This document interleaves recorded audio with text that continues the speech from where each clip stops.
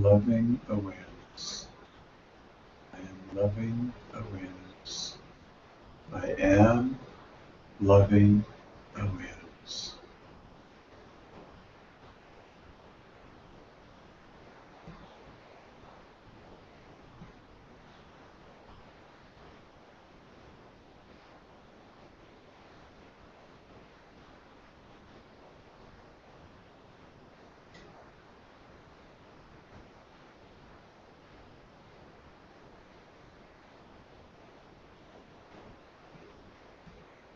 So you see, this awareness, this mantra, these type of meditations, they take us into this place of the heart. And it doesn't mean that our troublesome mind is gone. We don't have to fight it. It's an important thing. We don't have to fight. We have to get rid of that mind. We can just, at any time we choose to, let our awareness come into the heart and to feel the goodness and the essence of what's here. And as we do that, it's like we train ourselves to experience ourselves in a different way. Now, what does the mind do a lot? It criticizes, it judges, it compares, doesn't it? It gets hung up about what was wrong in the future, and then it projects that into what was wrong in the past, and it projects that into the future.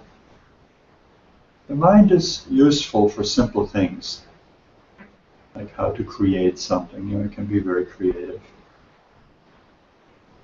But for knowing who we are and for the maintenance of our true identity, it's not very useful.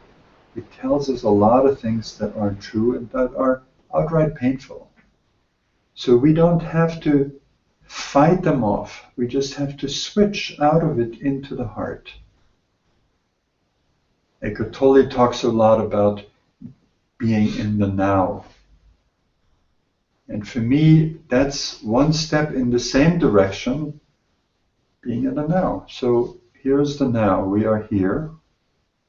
And whatever went on in the past, does it have power to take you out of the now? Does it have power to block you from coming into the now? It doesn't. Because it's of a lesser reality than this actual moment here.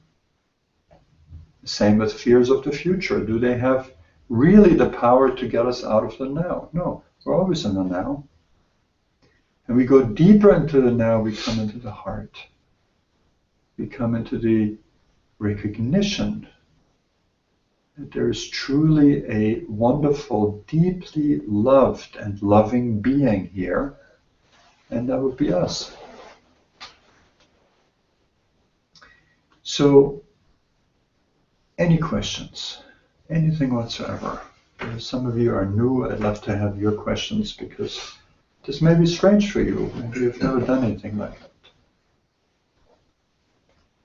And if you don't have questions, it's okay too. If you were watching us online, please think what it is that you would like to. It could also just be a statement. I'd love to see where you're at with this work with the heart.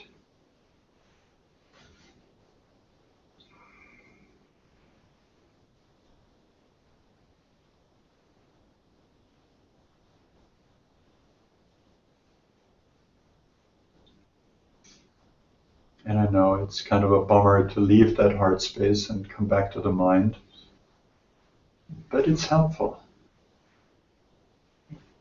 It gives us some of the grit that can keep us here longer. Because when the mind is unobserved in the way it has a habit of getting us out of the heart, then it'll tend to keep doing that.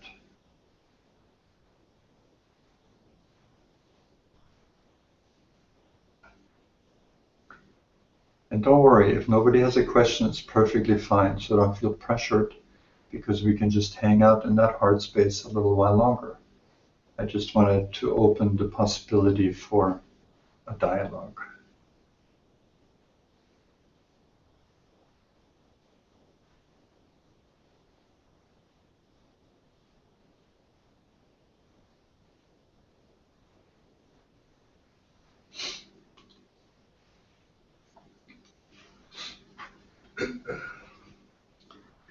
Well, then let me read a little bit something about devotion. Just another paragraph from my book. The innermost nucleus of our being is always immaculate in its purity. When have you heard that the last time? You may have never heard this kind of stuff. It's interesting because here in the West we live in a culture that is based on a belief in, what's it called? Original sin. Original sin, right? It's so strange I can't even think of it, right? But our culture is based in that, in sort of a deep way. We don't think about it usually, but that's kind of Western culture. It's based on this observation of original sin. The Eastern cultures don't function that way. They don't usually put words to it, but they clearly have an understanding of original goodness, that the very core of our being is absolutely beyond any problem, any impurity, nothing can touch it. Now, in a sense, both these views are right, but the view of original sin looks not at the real core of our being. It looks at the fact that we're all messed up. We all have some hang-ups. We all have old fears and pains and all that stuff. You know? Yeah, that's true. And that is original sin in a sense, or original problems, right? We all have them too. But we made out of that the fact that we have problems an identity. And there is something, I believe, quite problematic with that. So when you study the heart in depth, what you will see is that the heart itself is, as I wrote here, always immaculate in its purity. It means that the heart itself, our deepest identity, is always pure. The question is whether we know that and have access to it. If not, then it is the unruly mind that needs to be purified. It is the confusion and turmoil of the mind and its sense of separation from God or life that the Western traditions mean when they speak of original sin. Oh, there it is. Didn't even know it was in here. This confusion is real enough for all of us, but interior to it, in what is known as the cave of the heart, the core of each being, absolute timeless purity reigns. The cave of the heart is the seat of the self. It is a non-local reality, free of the presence of or absence of objects. To abide in the cave of the heart is enlightenment, the realization of oneness. It enables us to drink continuously from the unlimited well of pure love and to share its abundance freely.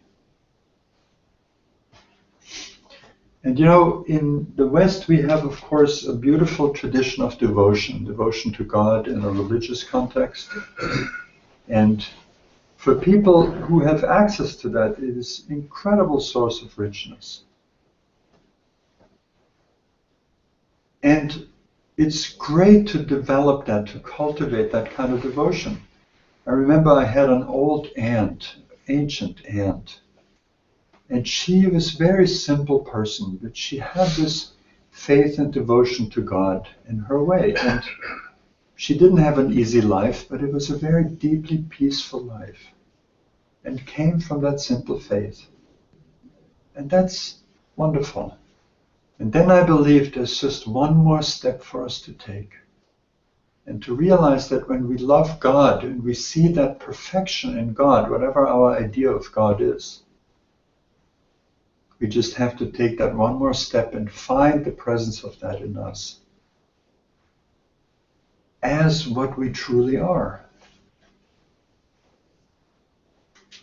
You know, that's why I used earlier, before you came online, I used this image of imagining a mother who's holding a baby and is just absolutely in love with that baby.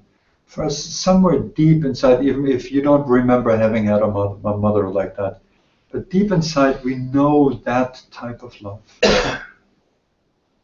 Because deep inside we are that lovable. And we experience ourselves that way. And we yearn for that. We yearn to be loved that way. To be completely accepted, to be completely safe in that love.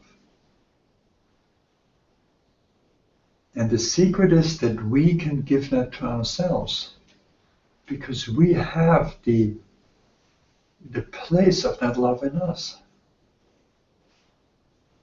Can we open enough to ourselves to realize that, to embrace that, to be that?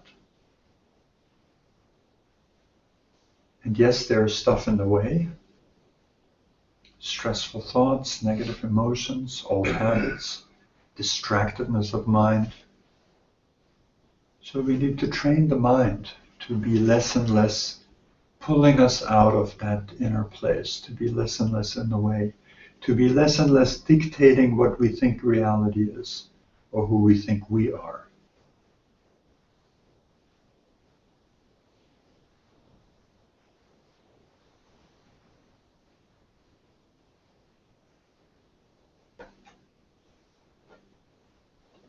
So I'm going to give it one more shot.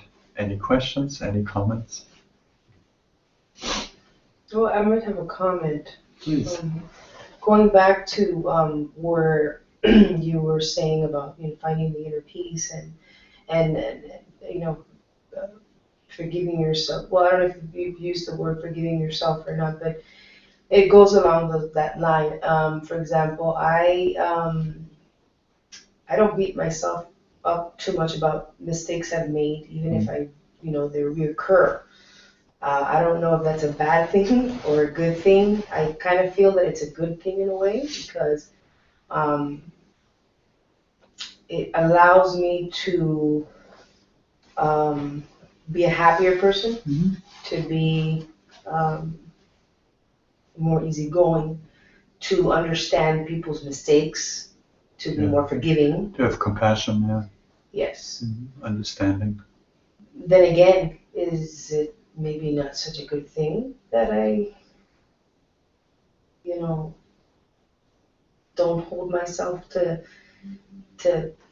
feeling maybe so guilty about something that I maybe did, or... So you're saying guilt may be a good instrument to make you be better? I don't know. I mean, it's worked for me. That's what we're being taught, isn't it? Right? If we're just tough enough on ourselves, then we'll be better. If we, anything but finding that place of love inside of you. I think you are completely in the right in being forgiving and being gentle and good to yourself. There may just be some further steps. So if you see yourself repeating certain, let's say, problem behaviors, you didn't specify what it was, you see yourself repeating them, how about bringing more love into that? And that may include examining what drives that behavior, because we're all sort of conditioned by stuff that happened in the past that's like slumbering in our subconscious mind. And that's why we do the things that don't work for us. And we do them repeatedly. So to bring more love into you, to say to yourself, out of love, can I find why I do these things that don't really serve me? I think then you're on the right path. When you do it out of guilt or out of shame or out of putting yourself down or being tough with yourself,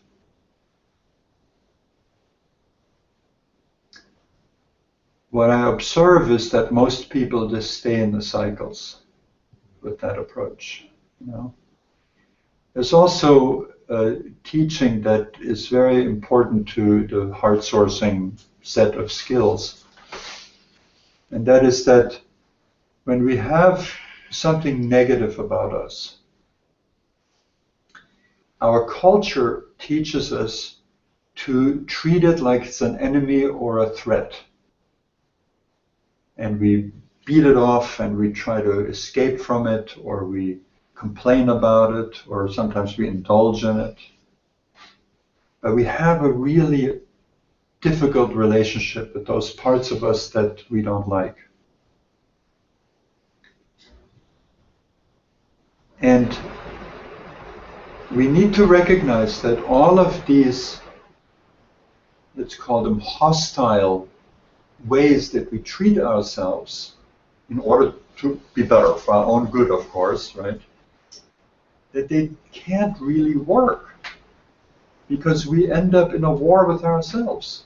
How is that going to make us better? How is that going to make us more loving? How is that going to show us that innermost core of our being? So these problems that we're dealing with are not a threat or an enemy, which, you know, we don't think about them that way, but that's how we react to them. So what can they be? They're not a threat or an enemy. They are a part of us that needs help. So if you think about a problem behavior that you may see yourself repeating, think about it, this is a part of me that needs help.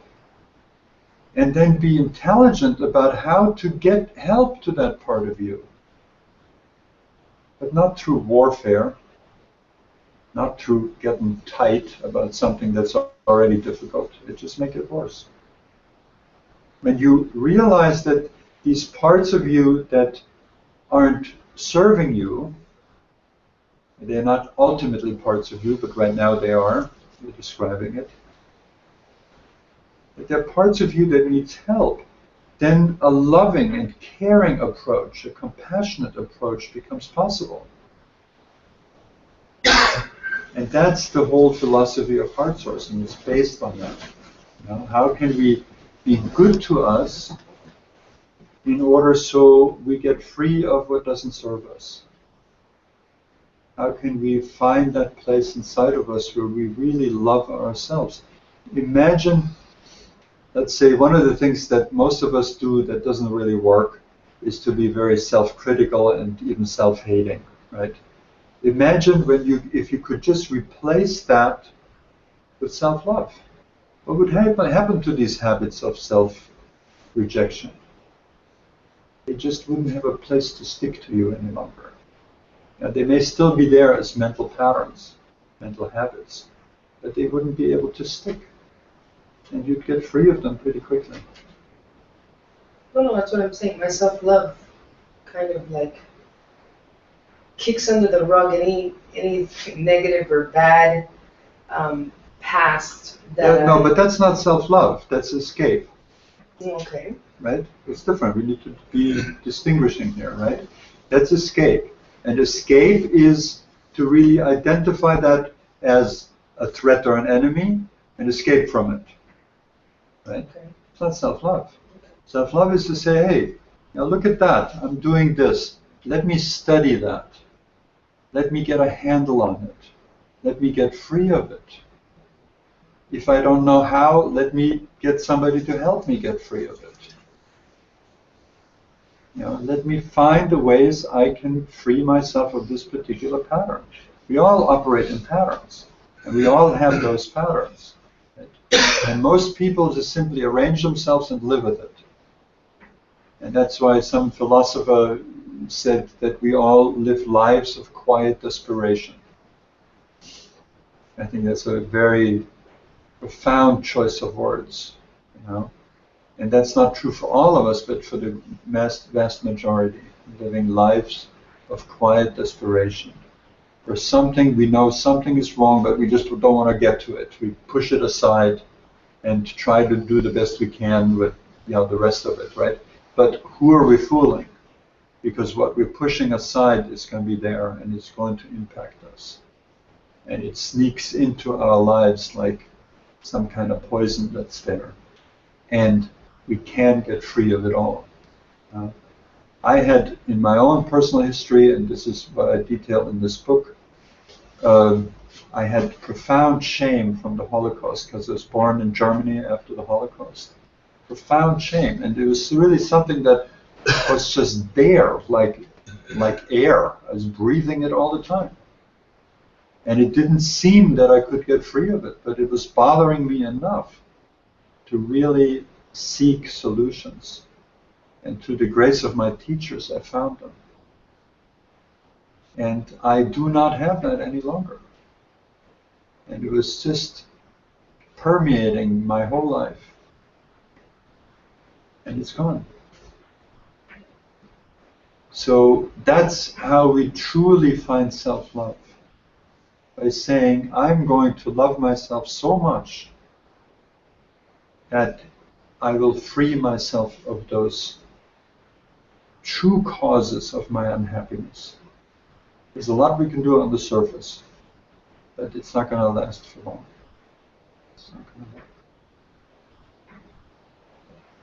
Does that make sense? You answered my question. Good. Anyone else on this beautiful Tuesday?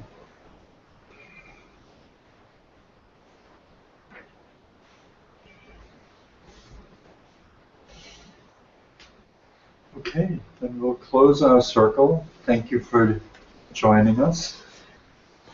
And please come again next Tuesday. We'll see if we can cook up something else for the heart. Namaste. Be well.